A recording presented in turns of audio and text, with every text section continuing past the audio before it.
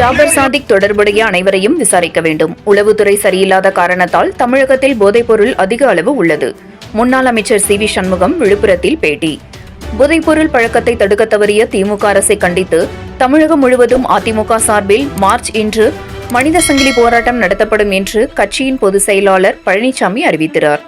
அதன்படி விழுப்புரம் புதுச்சேரி சாலையில் உள்ள காந்தி சிலை முன்பு போதைப்பொருள் கடத்தலால் இந்திய அளவில் தமிழ்நாட்டிற்கு தலைகுனிவு ஏற்படுத்திய விடியா திமுக அரசை கண்டித்து கருப்பு சட்டை அணிந்து மனித சங்கிலி போராட்டம் அதிமுக சார்பில் மாவட்ட கழக செயலாளர், முன்னாள் சட்டத்துறை அமைச்சர், மாநிலங்களவை உறுப்பினர் சி வி சண்முகம் தலைமையில் நடைபெற்றது. அப்போது திமுக அரசுக்கு எதிராகவும் காவல்துறைக்கு எதிராகவும் பதாதைகள் ஏந்தி கண்டன கோஷங்கள் எழுப்பினர். பின்னர் செய்தியாளர்களுக்கு பேட்டியளித்த முன்னாள் அமைச்சர் சி வி சண்முகம், போதைப்பொருள் கடத்தல் வழக்கில் தொடர்புடைய திமுக நிர்வாகி ஜாபர் சாதிக் முதல்வர் குடும்பத்துடன் நெருக்கமாக உள்ளார். டிஜிபியிடம் பரிசு பெறுகிறார். இது கண்டிக்கத்தக்கது. ஜாபர் சாதிக் தொடர்புடைய அனைவரையும் விசாரிக்க வேண்டும். இந்த விவகாரம் குறித்து முதல்வர் ஸ்டாலின் விளக்கமளிக்க வேண்டும்.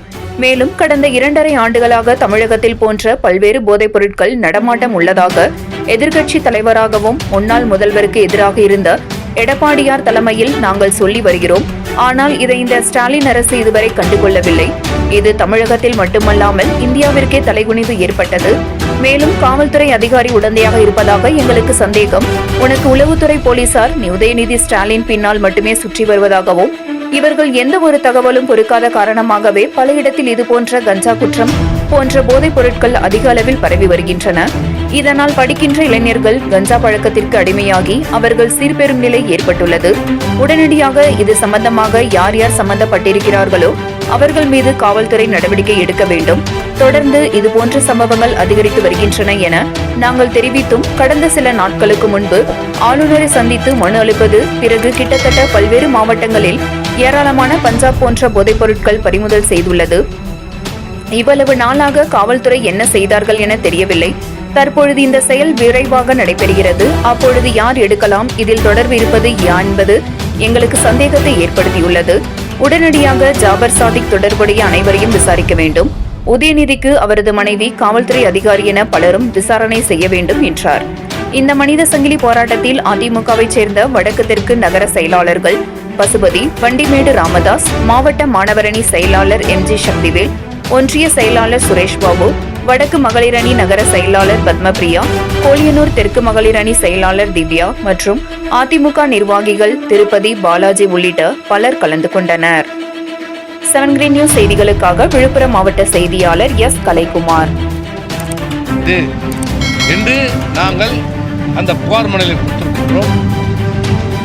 கடைசியாக 2 நாட்கள் முன்பு ஆளுநரை சந்தித்து நாங்கள் மீண்டும் வலியுறுத்தியிருக்கிறோம். இந்த அரசும் அதை மறுக்கவில்லை, முதலமைச்சரும் அதை மறுக்கவில்லை, மௌனமாக இருந்தார். சேர்ந்த அந்த ஜாபர் சாதிக் திமுக நிர்வாகி இந்த தமிழகத்தில் எத்தனை கோடி ரூபாய்க்கு இந்த போதை மருந்துகளை விற்பனை செய்திருப்பார் என்பதை நீங்கள் கணக்கிட்டுக் கொள்ளுங்கள். எவ்வளவு ரூபாய்க்கு கூட எப்படி இது அவரால் சாத்தியப்பட்டது? எப்படி ஆயிரக்கணக்கான கோடிக்கணக்கான போதை மருந்துகளை சர்வசாதாரணமாக அவரால் விற்பனை செய்ய முடிந்தது? காரணம் என்ன?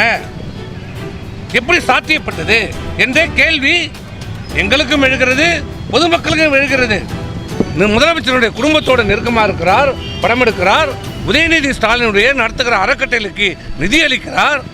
அவருடைய தொகுதியில் ஏற்பட்ட மழை வெள்ளத்தில் நிதி அளிக்கிறார்.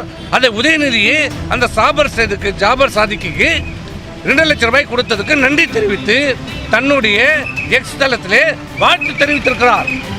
இன்றைக்கு ஜாபர் சாதிக் கைது செய்யப்பட்டவுடனே அந்த பதிவை இன்றைக்கு நீக்கி இருக்கிறார். மறைச்சிட்டா அதை எடுக்க முடியாதா?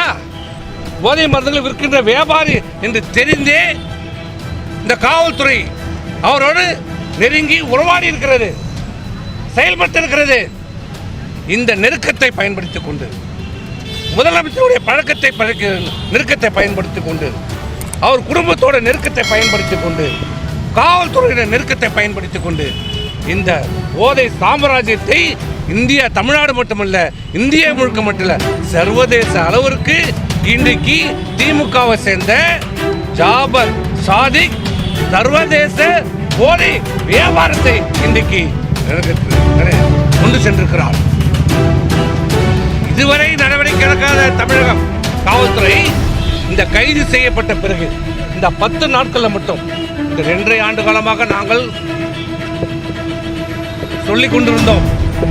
எங்கே பார்த்தாலும் கஞ்சா சாக்லேட், கஞ்சா எண்ணெய், கஞ்சா தடவப்பட்ட ஸ்டாம்ப், போதை மருந்துகள், போதை ஊசிகள், இளைஞர் சமுதாயம் சீரழிகிறது என்று சொல்லும்போது காது கொடுத்து கேட்காத, செவி சாய்க்காத இந்த முதலமைச்சர், இந்த அரசு, இந்த திமுக அரசு இன்றைக்கு திமுகவுடைய நிர்வாகி கைது செய்யப்பட்ட போது அவர் முதலமைச்சர் குடும்பத்தோடு நெருக்கமாக இருந்தார் என்று சொல்லப்பட்டதோடு காவல்துறை அதிகாரிகள் நெருக்கமாக இருந்தார் என்று குற்றச்சாட்டு இன்றைக்கு வந்த பிறகு தங்களை காப்பாற்றிக் கொள்ள தாங்கள் ஏதோ நியாயஸ்தர்கள் போல இதுவரை கண்ணுக்கு தெரியாத குற்றவாளிகள், இதுவரைக்கும் தெரியாத வியாபாரம் திடீரென்று தமிழ்நாடுடைய காவல்துறைக்கு தெரிந்திருக்கிறது.